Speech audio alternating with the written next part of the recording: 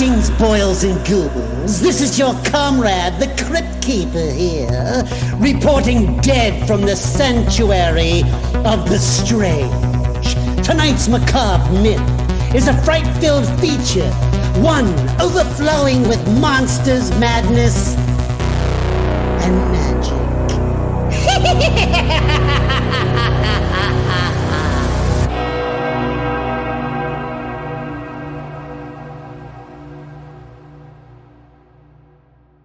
Welcome to the Monsters, Madness, and Magic podcast. I'm Justin. This evening, I'm joined by a very special guest, the humble host of Rune Soup, magician of chaos, and author of Starships and the Chaos Protocols, the one and only Mr. Gordon White. Gordon, how the hell are you? I'm good. Thanks very much for having me. Pleasure's all mine, sir. So, Gordon, I suppose we should start at the beginning with a bit of variation of the Rune Soup icebreaker. What sort of films, books, comics, etc. were you consuming as a kid to sort of cultivate your creativity? Interesting. Fairly voracious. I ended up doing a film degree, and I've written books and so on. So I was definitely like bookish and filmish from a young age. I read Lord of the Rings independently at age 6. I've obviously read it one or two times since then and realized how little I picked up, but I nevertheless finished it. I persevered and read that at age 6. Now, which is an interesting experience because I have now no memory of before Lord of the Rings. So it just kind of emerges from the gloom of early childhood. And I remember one example, so I must have read it in the first year of high school. That was in primary school. And I didn't know what a wain was, W-A-I-N, when I first read it. But by the time I'd come to read it again, I realized that was like a wagon and so on. So there's this strange, very edge of my memory. At the edge of my memory is this kind of like gloomy Middle Earth. So that's, I guess, obviously was transformative in its own way. I mean, I still adore it. I've been to Tolkien's grave multiple times. I'd make the habit every time I'd go to Oxford to swing by and say hello. And yeah, so that obviously from a fiction perspective was one of them. The film that made me decide to go to film school was Jurassic Park. Oh. Seeing that as a kid. But at the time, and again, it's sort of held up. It is the perfect encapsulation of what a simple Hollywood story done well can be, right? Right. In terms of things that I watched and rewatched over and over again, there was plenty of things like early childhood stuff like, He-Man and so on. Never much for the Transformers. I think I've been allergic to technocracy from the very beginning. Yep. I found robots dumb. And given how my life went, I generally, turns out I like the blonde 18-year-old in his underwear with a cat. I'm like, right, okay. Much more relatable. That ended up being its own kind of predictive. In terms of, so that would be it. Like if I think back on a transformative novel, but I read really, really widely, it was Lord of the Rings. The film that made me go to film school was Jurassic Park. But I have watched, I did a film degree, so I like the medium in general, I guess. Oh, wait, 90s TV. Gosh, this opens up another one, right? Buffy. Buffy. Angel, Northern Exposure, Twin Peaks. I mean, the 90s, X-Files, the 90s was perfection for television. So when I'm trying to work out, what was I doing in the 90s? Like, oh, yeah. Watching X-Files. At what point did your worldview take a magical shift? Is there an event or eureka moment you can point to as a catalyst? So it jumped around and I wasn't consciously looking for it at the time, but I was 13 and it was a Saturday morning and I sort of sat bolt upright in bed. And I was, because I like money and I don't like soccer, I was refereeing soccer rather than playing it because you got paid to do that as a kid. So I was like 13 and that meant you could referee up to under 10s and then you could be a linesman for the older ones. So it's actually quite good money when you're like 12 and 13. And something happened in that early morning dream state, which I can't remember and have resisted doing hypnosis to find out what. And I'm like, I need to go and buy some book and magic books. And it was druidry. Like it's like, go and buy a druid book. And I'm like, all right, this is a bit weird. But I took my money down the hill, stole a bit from mother's purse as well, because it wasn't quite enough. And books are expensive in Australia. And went down the hill to an independent bookstore, which is no longer there, but was amazing in a way that independent bookstores used to be. And I bought a bunch of what turned out to be kind of terrible books on Wicca and Druidry and so on, and a packet of cigarettes because I was 13 and sat in the grandstand and sort of read and smoked and that was it. But so the thing is, as I moved through my magical journey, which I'm definitely still on, I have a frame of understanding for things that have happened prior to that. So some past life memories, some sleep paralysis, hag attack, screen memory type stuff that happened earlier in my childhood that I didn't have a frame of reference for. And I wasn't consciously looking for it, but the sort of how did I get into magic isn't linear. As I said at the beginning, I'm a listener of Rune Soup, and that's initially how I found THC. And of course, we've had Greg on here recently, so I'm very familiar with the chats between you two. For my money, you're the best in the biz when it comes to breaking down these mind-blowing magical concepts for novices like me. For our listeners out there who may not be familiar, what is magic and how can it be applied to our lives? I've updated how I describe this in the last couple of years, but I'll actually kind of go through the description from the very beginning. Magic is a culture-specific framework of understanding for natural human capabilities, which at the present moment, Western culture pretends aren't real. So spirit contact, telepathy, and so on. And in fact, if you look around the world, the number of quote unquote magical powers is quite conserved. There's sort of trafficking with the spirits, visiting the spirit world, seeing the future, and causing some kind of change in addition to spirits. And that's sort of, so there's like 3.5 things, really, maybe 4.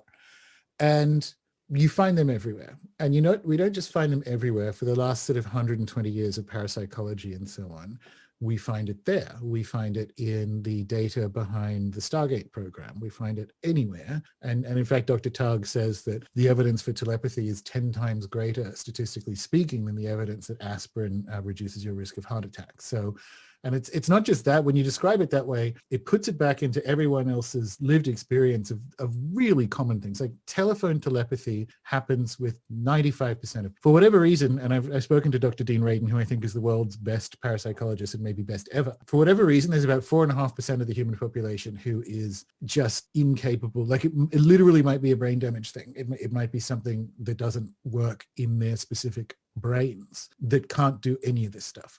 But otherwise, 95% of people can. And it's typically things like dream experience, but also 2/3 of Americans will at least admit to hearing the disembodied voice of someone in their family or whoever who's passed and so on. So you look at it and go, magic is the word we use for that. And how and why I've updated that, because I used to just stop there and go, so magic is, that's what it is. It's a culture-specific description of human capacity, which is true. However, the other thing is the word magic, obviously magia, if you go back through European languages, we get it from how we understood magus, mages, and so on. Basically the 3 kings, if you will, from the Bible, but like this sort of Babylonian Eastern import into Europe of star magic and astrology and so on. But consequently, the word itself is quite othering. So all through European history, from like Rome onwards, so obviously European history was before that, but we'll just start with Rome, magic is a separate thing to normal culture. And that's wrong. So when I say magic's like a culture-specific way of describing natural human capacities, if you go to, and Aboriginal Australia certainly had clever men in the same way that you'll find like shamans and curanderos in Amazonia, but everyone is having dream experiences and everyone is talking to their spirits and so on. So it isn't even, so I kind of make the joke now, I guess it's a joke, that magic doesn't even exist in the Amazon or Aboriginal Australia, because it's almost a pathologized term. For us, magic is, we've separated it out, but elsewhere, whilst they might have shamans and sorcerers, it's almost like there's no word for magic, because that's just, they live in a living cosmos, right? And so it's sort of interesting, but I begin with the magic is a culture-specific description of things that science simultaneously both found and pretends doesn't exist. And that's true, but also because no one else went through that kind of what Whitehead called our last 3 provincial centuries, that sort of idiotic idea that your mind is trapped in a monkey skull and has no relation to the rest of your experience, and that the stuff that goes on in there is fake. Like, it's the stupidest idea from a theory of mind or philosophy humans have ever come up with, and we've come up with some dumb ones, right? So like magic and parapsychology and all that sort of stuff is downstream in trying to recover from, like a scab, a serious injury, which didn't happen that way anywhere else. Well said. While we're on that subject, I want to touch a bit on magical systems, albeit you have chaos magic, hermeticism, Gnosticism, and so on and so forth. There's plenty of folks that currently have practiced one or multiple ones of these systems with success. So how can we explain that, and how would you recommend someone navigate through these systems? Interesting. All of these systems are an over description. And even if you drop down into each one of them, so like Gnosticism didn't exist as anything modern in the last couple of centuries, academic category. Same thing with Neoplatonism, right? So any of these sort of schools from which you can kind of situate yourself and perform magic in the sense of interacting with the living cosmos of which you were a part, they didn't even really have names at the time.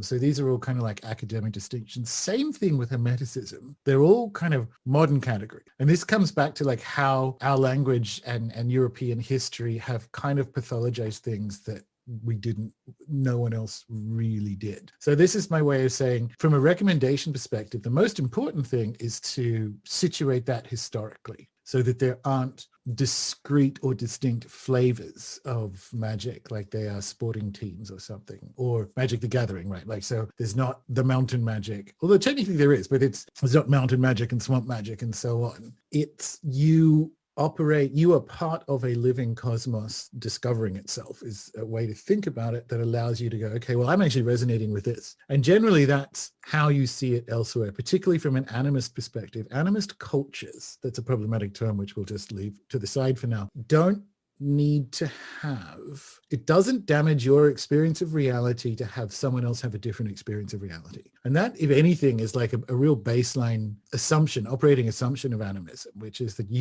by virtue of being a being in a universe of being, your experience and understanding of what's going on is wholly valid, right? And that's fundamentally different from saying everyone has their own truth, because that kind of situates everyone in a meaningless universe of no truths. And that's not what it's saying. What it's saying is that by virtue of being a being in relation to other beings, your experience of truth will be different. So the most important thing, if people are like, well, I'm vibing on this, is to not get caught up in categorization right away. You may find one, and a lot of people do, you may find a strict kind of quote unquote magical school, initiatory traditions and so on, like Vodun and whatever, that you're like, oh, I'm really into this. And then you drop into it and that's cool.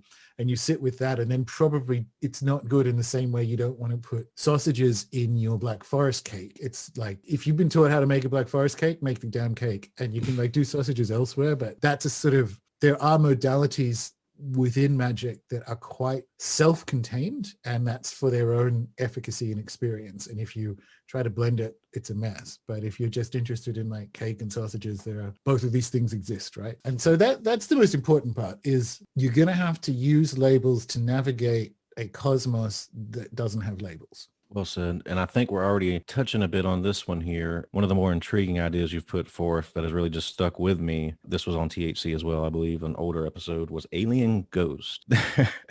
This grows from the premise that if magic is present here, then it has to be present, throughout the galaxy and beyond. Can you break down some of the implications of a magical universe? Well, yeah. So it's, and it kind of was based on something Jacques Vallée wrote in his diaries in the 70s, which was like, what if God is like a local space-time effect for our little corner of the universe? And it's the usual French kind of pontification. But it does mean that if it holds here, it's a good premise. It's a good logical premise. If something holds here, it holds everywhere. Now that's a premise. Again, that's not a finding. So, and I mean, science operates on that. It's like, well, how we observe gravity here, we make the conscious assumption is the case elsewhere in the galaxy, right? And as far as we can tell, it is, despite the fact that you still can't explain gravity. It's that thing Terence McKenna said, which is science asks us to grant them one free miracle and they'll explain the rest. And that's it, like gravity just is. So you can work out gravitational effects based on the mass of different bodies and so on, but mass is another one that just kind of is. So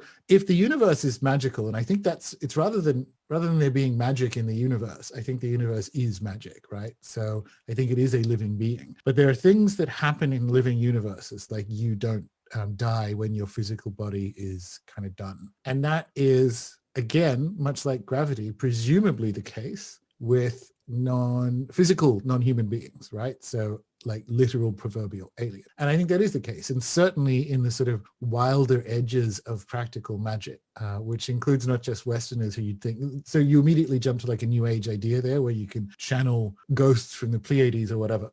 And that's certainly true. But you get an understanding of star beings and star people all around the world. So for the Ananu and Burong and other Aboriginal people, the stars are the campfires of their ancestors. And having been out on desert Ananu country, where the stars are so close, you want to duck. It's just incredible. In Central Australia, as you might expect, it's just astounding. You understand it you experience reality that way. So that we use the word believe wrong, like the Ananu believe the stars are the campfires of their ancestors. And that word is a betrayal, because the second half of that sentence that's never said is, but we really know they're stars. And so it actually kind of has this, but we really know, and by the way, we've got stars wrong anyway, like this sort of burning balls of gas kind of idea. What we should say, and we should do it for our own kind of calisthenic exercise to remind ourselves of this, is the Ananu experience stars as the campfires of their ancestors. We experience the campfires of their ancestors as stars, because belief is too weak a word, right? It's actually how we experience reality. This comes back to the animism thing. Now, what I find deeply intriguing about the idea that the Ananu experience stars as the campfires of their ancestors is that it's true, right? Like even in the sort of denatured and wrong, but all songs about reality are wrong, materialist science, the matter that makes up whatever matter is, life down here, comes from up there. So it's that kind of classic we're all made of stardust thing. So and again, coming back to, we don't necessarily have time right, but let's just go with the official reality version of it. Stars are old. And so the further out in space you look, to some extent, the further back in time you're looking, because you're seeing earlier and earlier starlight. So we have a shit version, like a denatured, demagic version of the Ananu experience. And I find that really compelling. So coming back to what I was saying to Greg on the show, all of this rather implies that there are such things as alien ghosts, right? And in a living universe where space-time magic appears to be a way you can be in a universe and not be bound by our current understandings of space and time. So what that means is not only are there alien ghosts, but they could be, maybe are, who knows, in some kind of contact with the right kind of humans and so on. Gordon, in your estimation, where do ETs fit into the spirit world? Where is the line drawn between, say, an ancestral spirit, an elemental, and then an alien? There isn't a line. Again, it's one of those things, if you go far enough back, or crucially, which you can do in certain schools of shamanism, far enough forward, so that whatever, like, what is a human going to look like in 5 million years' time? And on how many planets are we going to be, and so on, right? So again, you can deal with much longer timeframes inside magic, because magic gives us a closer approximation of how indigenous cultures experience time. So on the one hand, you can't. And on the other hand, why you make the distinction for practical reasons. So like, as in, I'm going to do a specific kind of enchantment. So there's a highly recommended thing for people to do is to get right with their ancestors one way or the other. So doing ancestral lineage repair after the work of someone like Dr. Daniel Four, whatever it happens to be, that is typically experienced as your human lineage, right? But again, you step into, and I'm in some non-human lineages from an initiatory perspective anyway. So I now have ancestors that aren't humans, right?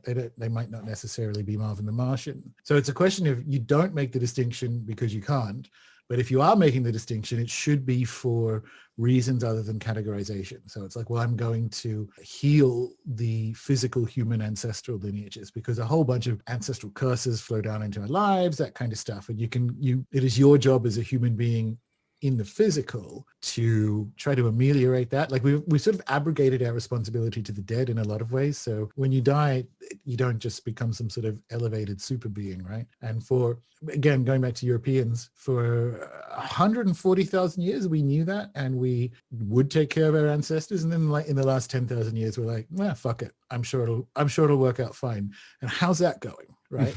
So that's where you can and can't make those sort of distinctions. Now, what's even more interesting is with the shamanic capacity to sort of step outside of time, to just describe it that way for now, you can work with off-planet lineages because life came from off-planet.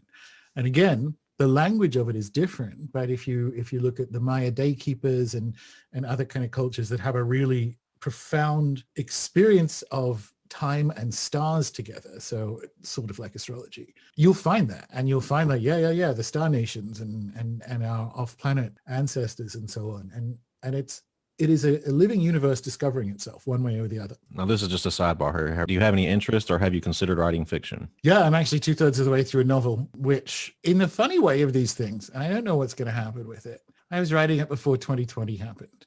And in fact, parts of it, great chunks of it, are set in a part of Spain that I had to essentially flee London when they started closing borders and so on in March of last year. But I was going to go to Spain and then southern France and all these places that are in the book. And obviously I can't, and it won't be for a while. But not just that, the book exists in a world before vaccine passports and all this other technocratic hijack. So I don't know how to finish it because the stuff that happens in it can't happen anymore, right? And I've spoken to novelists about it, and they're like, no, you should do it. Like an approximation of reality is the least interesting thing in a novel. And I'm like, that's true to some extent. But remember, I hate Friends, but like you watch Friends and you see the Twin Towers in the introduction and it's really jarring. You think, oh, and it's not that that episode is ruined. The episodes are terrible anyway. It doesn't matter, but it's jarring and it takes you out of it. And if the book is explicitly about, travel and adventure across multiple countries and all this kind of stuff that is like basically never coming back, at least not for the next decade or ever in a way that's recognizable, what do I do with that book? I don't know.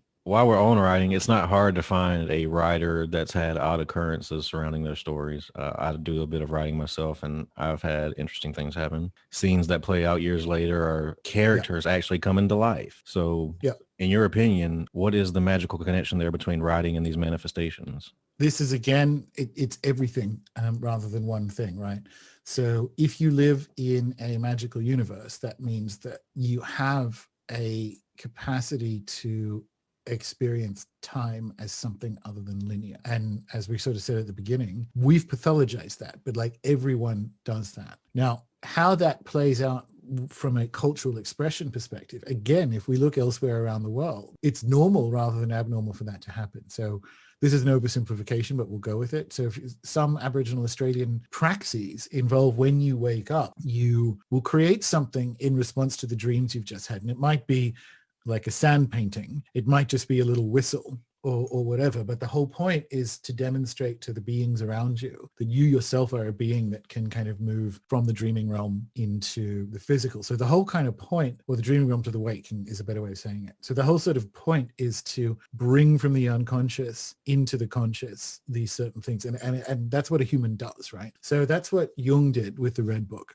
So if you actually look at the physicalization of the Red Book from his inner experiences, from his active imagination, heading into his own imaginal and encountering biblical beings and all this kind of stuff. What he actually did afterwards was write it out and paint them and so on. So it is a bringing into the waking of something that happens in the imaginal. And that appears to be a thing humans do. Like capital D do, right? And because we don't know that, or we've forgotten it, when we go to create in a Western context, be it write a novel, compose some music, whatever it happens to be, we move into an experience of a living universe very often without the language to understand it, because everyone else, again, to make things, to bring from the imaginal into the physical is sacred. It's not just sacred, it's the thing humans do autonomically, I think, like breathing. So that's my answer to it, is there's nothing necessarily special about it. You can over-describe it. I mean, Bob Wilson wrote really well about what would happen to him, particularly in Cosmic Trigger. He wrote it about what happened to him and the things that would show up in his books that happen in real life and so on. And that I just completed a book that I sort of had to write like that as well, because the writing of the book is in the book. Because if you're writing about a living universe and the creation of stuff, then it does get caught into the one thing. So it's more showing up to those experiences for yourself when they happen and validating them. Like you're not in error necessarily in going, oh, I'm imagining that. But certainly, like my novel, what's so weird about it is that it is literally point by point or location by location, locations that turned out to be very prominent in this whole kind of like Great Reset narrative long before at least we were publicly aware of it. And I'm like, okay, that's weird.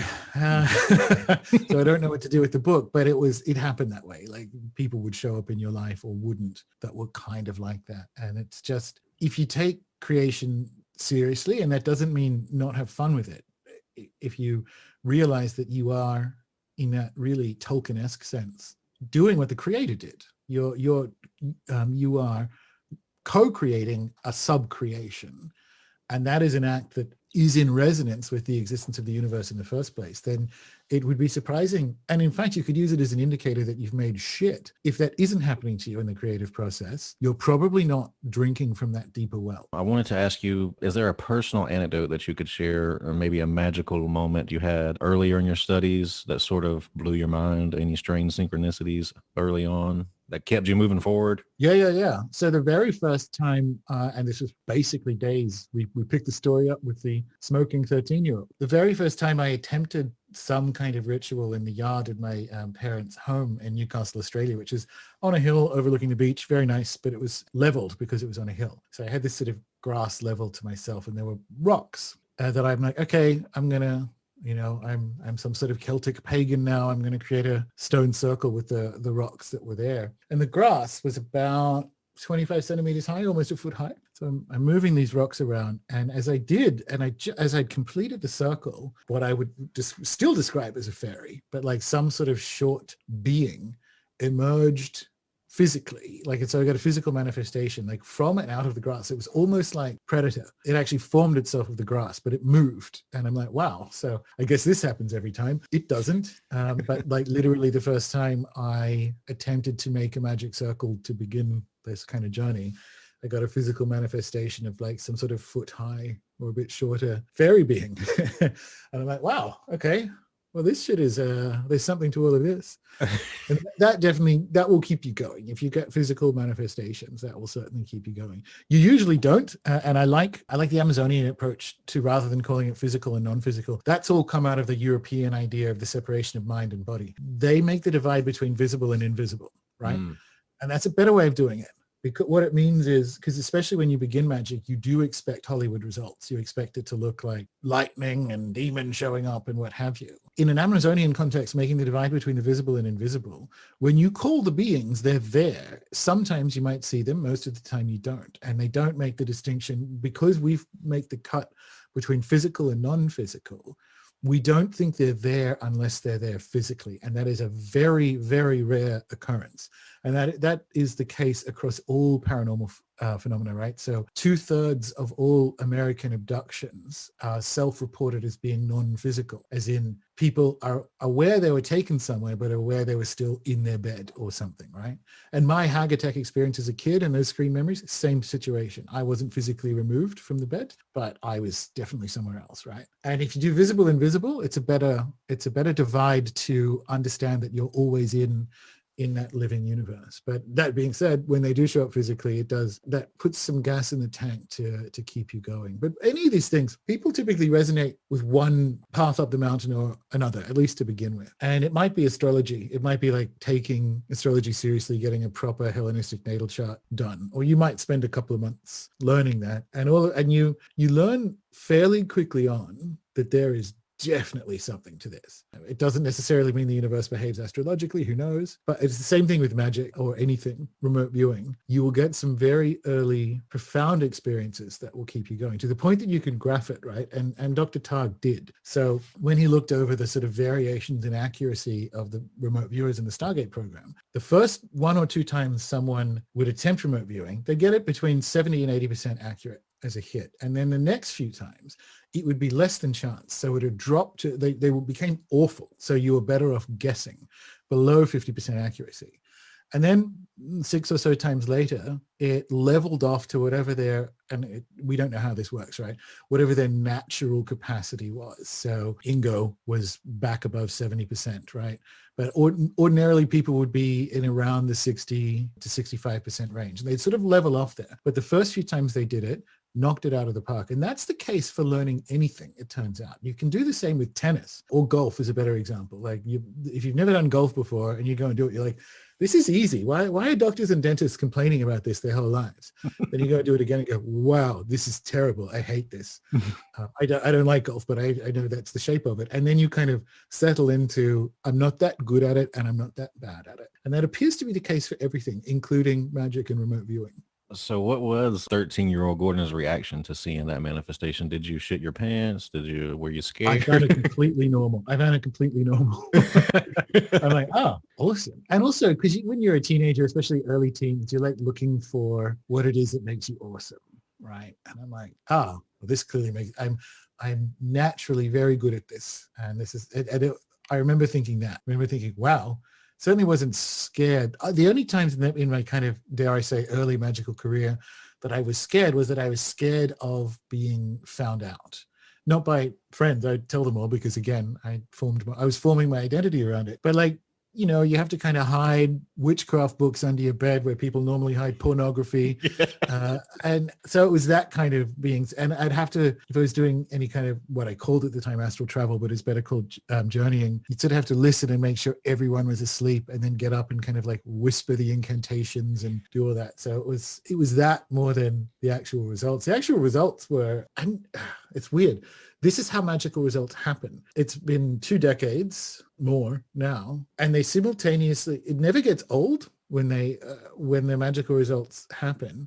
So you're always astonished when they do, but not because you don't think they're going to happen. The experience of arriving magical results feels like the most natural thing in the world, but also feels like the first time. It's very odd, but consequently, that's how it felt when it's kind of like weird magical stuff. And it's the dumbest, like there's a whole book in it, a boring book. I think most of it's in blog posts now anyway, but I remember, I would have been, this is another cigarette story, how weird.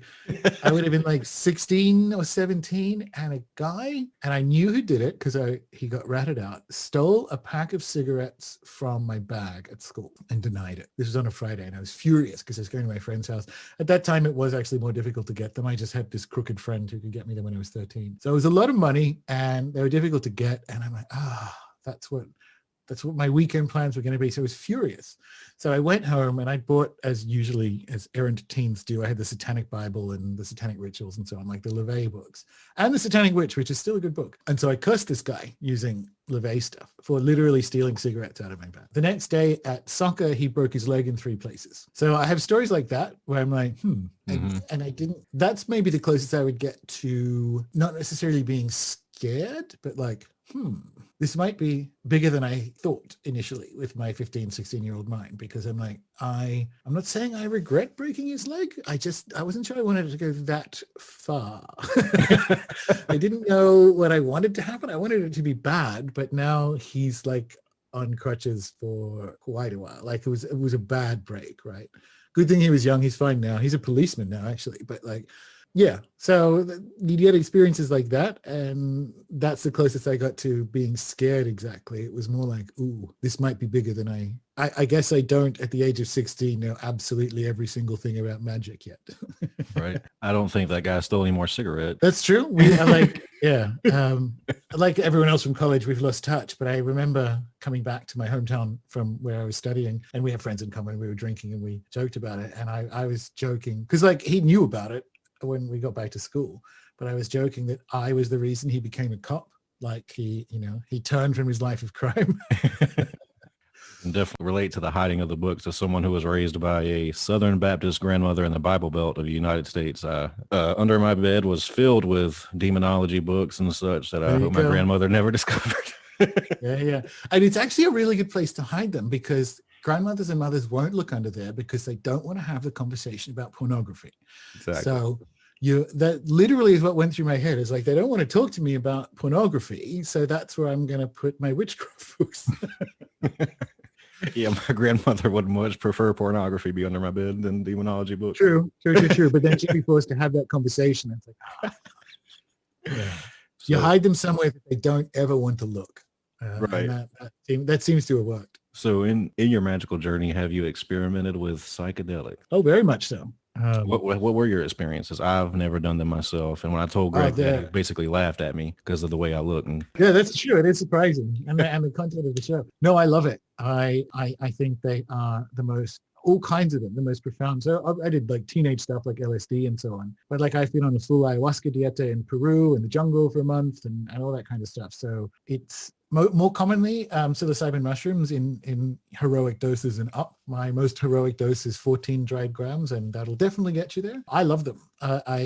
I really resonate with them. I'm initiated or being trained in and certified in a lineage that doesn't necessarily use them. So that in like Andean shamanic energy medicine and so on, the Andes didn't really have ayahuasca. That's not necessarily true historically because they would actually send people into the jungle to do it. But that's my way of saying you actually don't need them. Although I'm kind of the Terence McKenna camp, which is there's nothing like it. If you want to know, and I have this in Chaos Protocols, if you want to participate in magic, you need an event that I call becoming invincible. You need to have something happen in your life that is irrefutable. You don't need to know what it is, but you need to know that something happened that falls permanently outside of what official reality will allow. And I joke in the book that you can break into an abandoned mental hospital in the middle of the night with a few friends and a Ouija board, and by 3 a.m. when you're running screaming from said mental asylum, you will never again know that whatever spirits are, they are a kind of real. Now, I don't recommend that because that's dumb and you can bring things home with you. But another example of that, like a good example of that, is sitting with a medicine like ayahuasca in a proper ceremonial context with a proper lineage shaman and so on. You will come away from that experience knowing irrefutably that the physical, our perception of the physical rather than the physical world is this tiny, tiny, tiny percentage of everything that's going on. And we're sort of embedded in this much bigger spirit world. And we're almost like the very tip of this very, very large iceberg, except it's a circular iceberg. It's sort of pointing in rather than out. So I love them. And when I say I love them, I don't take them that often. And when I do it in a ceremonial capacity. Right. I have a solo show from last year or the year before called How and Why to Do Mushrooms, which sort of goes through my process because mushrooms are much more enjoyable than ayahuasca. Ayahuasca is an ordeal. It's transformative, but it's a medicine and a very confronting one. Mushrooms done correctly can do that, but the second half of a mushroom experience is a lot of fun. So broadly speaking, I do the ceremony stuff at the beginning and get my lessons from the mushroom. And then because entheogens alter that's how they work, they alter your perceptions. So you then go and do things when you're done learning, you eat pineapple and drink coconut milk and taste all these things, and it's indescribable because you are like, with the mushroom you can experience it. One of the reasons it likes to tangle with us is it knows how to be a kind of like star-spanning ancient hyperdimensionally contactable organism. It doesn't know how to be a monkey. It doesn't have that much experience of it, and why it operates the way it does is to participate in it done. So you have the benefit of experiencing what the mushroom experiences when you taste these things. But I love them. I think when I say I love them as friends, allies, and colleagues. So not right. I love them like I love pizza. It's not a gluttonous thing. I think they are very important and transformative. Would you say that your first experience was the most potent? No, my first experience was LSD at about the age of 16 or 17. It was a reasonably good dose, but it wasn't. Again, this is in that age where I already thought I knew everything about magic and so on. My dad's a psychiatrist, and apparently this is a Mark Twain quote, although who knows, but it's sort of leave home before you turn 18 when you still know everything. And I was definitely, I did leave home at 18, but that was definitely where my head was at the time. So I didn't get, and LSD is interesting. LSD isn't a teacher in the same way ayahuasca or psilocybin mushroom is. LSD really is, as Huxley put it, like with LSD, what you learn is that your perception is ordering reality, that there sort of is no reality outside of human perception because you're not encountering another being. You are altering a natural human capacity to sort of organize reality into a predictable way. So it has its own medicine to it, but it's not a medicine in the way ayahuasca is.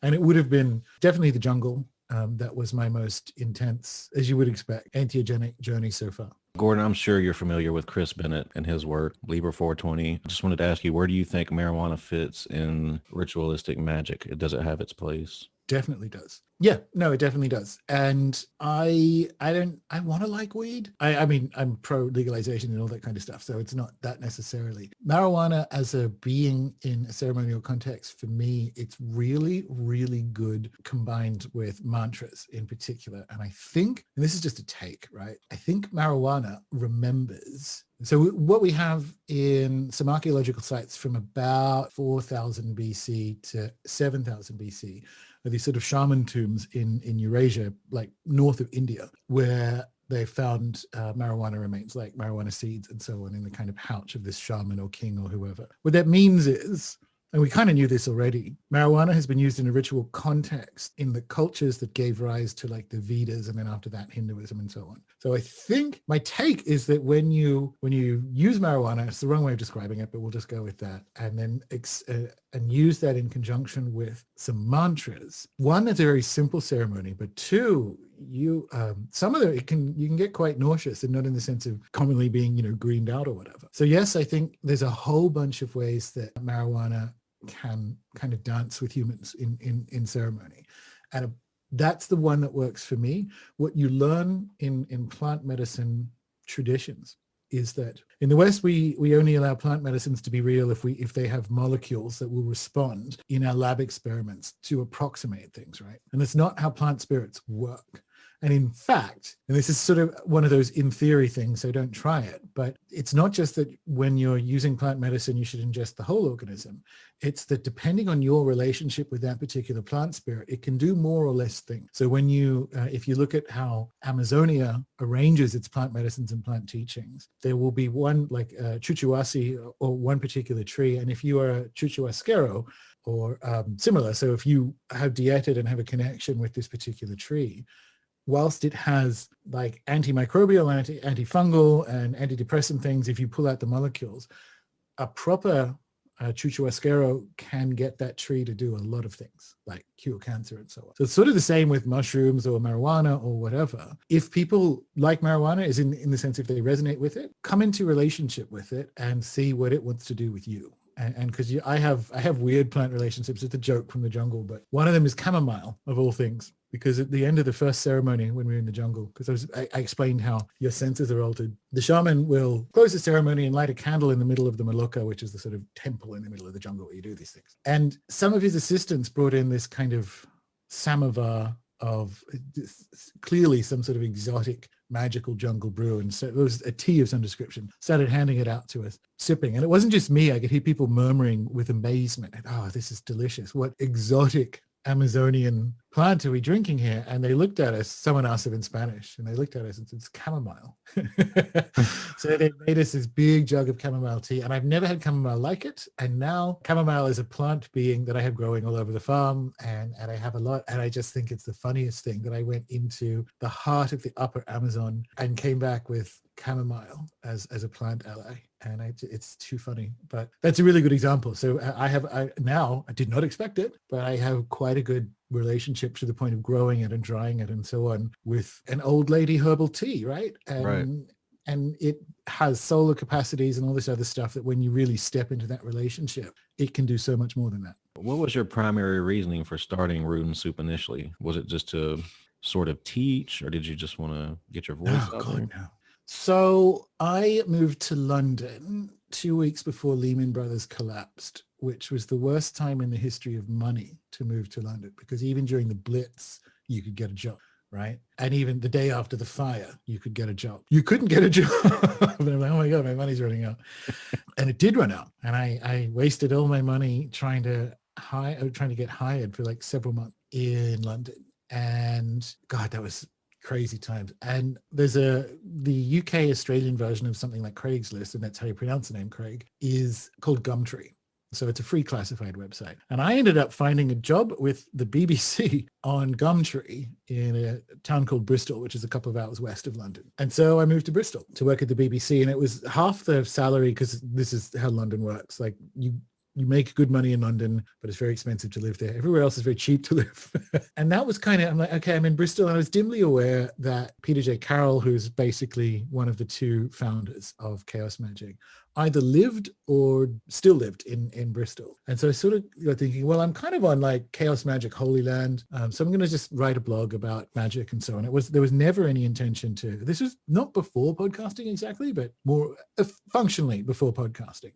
Right. And so I was just started a blog on my magical experiences and the magical things I did. And it turned out that, so Rune Soup was created 50 meters from Pete Carroll has his own business, and Rune Soup was created 50 meters from Pete's workshop. So the apartment building that I was in the alley behind it was the alley that his business is on. So so Rune Soup was created at like a chaos magic ground zero by accident, which I think is kind of funny. But that's why, like, I was there and I had time, and it was a shell-shocked moment, because I'd worked my way up to quite a senior level in media in New Zealand before we moved. And so I was really, and it only happens once because I keep getting made redundant, and I'm very good at it now. But the first time, it was a real shock to my identity that I couldn't get a job, because I built my identity around being quite talented in digital media or so on. And London would have none of it for 3 months, right?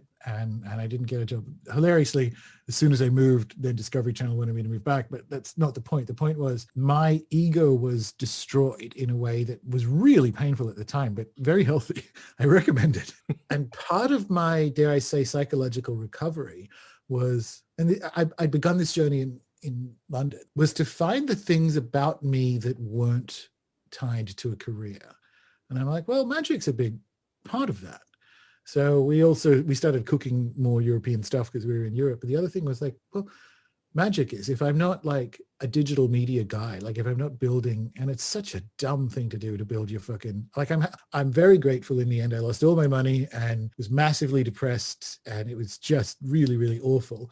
I'm subsequently grateful for having gone through the experience, because you have to climb out of it with the things about you that not just can't be taken away, but have real value. And it doesn't have to be magic. It can be like, well, actually, I like sailing or whatever. Those things that aren't tied to, because you have good jobs, you have bad jobs, whatever. And that was good. So that's where it began. It began in Bristol, as I was trying to reformulate kind of like who I was. And the name just landed. I think it's cute, like alphabet soup, rune soup. Yeah, I'm into it. And it sort of grew into its own animal after that. And we're glad that you started it. One of my goals here with my podcast is to sort of blend all these countercultures, because I'm not saying that if you like horror movies, you like heavy metal, and if you like heavy metal, you like occult stuff, but there's a good chance that you may. And there's probably, huge over. Yeah, you probably be open-minded to hearing these ideas. So, Gordon, it is the nature of the podcast. What are your favorite horror films? Again, I'm a film nerd, so I like them all, but I guess I have to be fair and say, if the Alien franchise is categorized as horror, it is. It would be that, because particularly in Sir Ridley's hands, not James Cameron's hands, fuck aliens.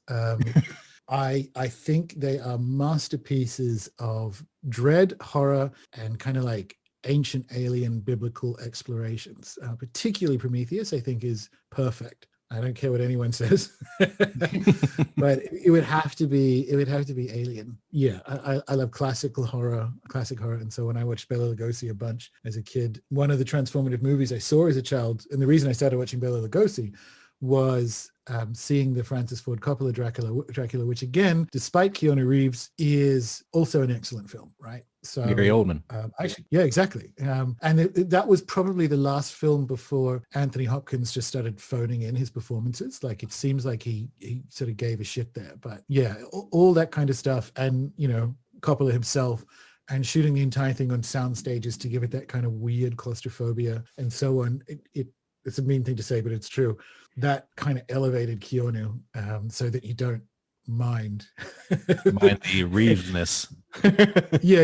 You can kind of get around it, but I just found that transformative. The soundtrack, the beginning, the watching that in the cinema as a kid, where he's like cursing God and saying he will rise from his own death. I'm like, I'm into this. This is really woo. You like, it's not camp. It gives you an understanding of why someone would do that, right? To be betrayed by God to such a level. It's almost this is the only Batman stories I like. So I like Batman Begins for that reason, because it's a story of radicalization, and Dracula is a story of radicalization. So at least the Ford Coppola one, he found that. So, but yeah, it's the Alien films, I think. Great answer.